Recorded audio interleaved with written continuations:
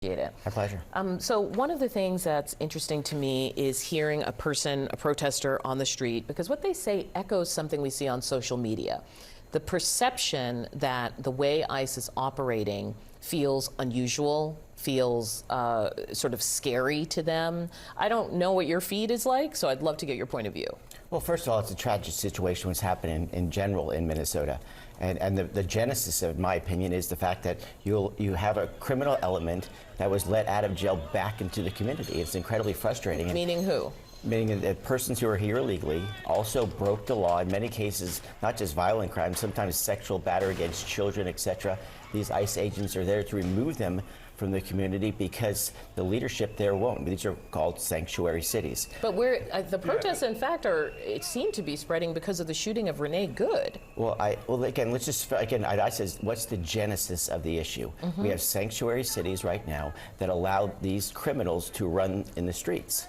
And the goal should be to extract them. This is the same thing done under Republican and Democrat prior administrations, but you have these issues where you have a mayor who is so politically, let's just say, involved, that he thinks it's a good idea to put these folks in the middle of all this. We're just talking with your panelists. My father's a former FBI agent. I always respected law enforcement in general, but the other part of this is if there's a situation where a law enforcement officer is in the process of arresting a violent criminal, the last thing you want to be is in the middle of that action.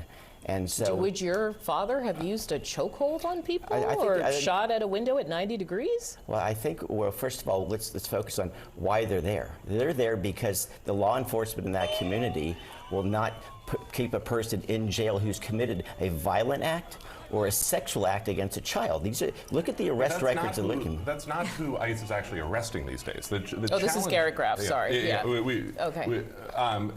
You know, I think one of the things that is important is ICE is a 20-year-old agency at this point.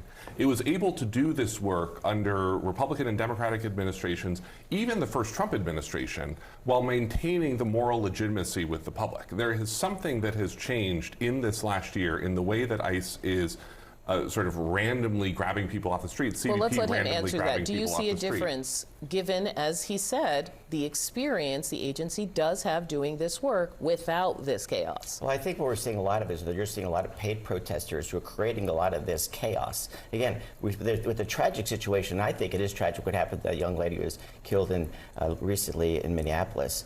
But she put herself right in the middle of the action. I think that is the general thing. The other thing that I also think about, these ICE agents who are, quote, doing their job, they have husbands and wives who are worried about them when they go to work, and they're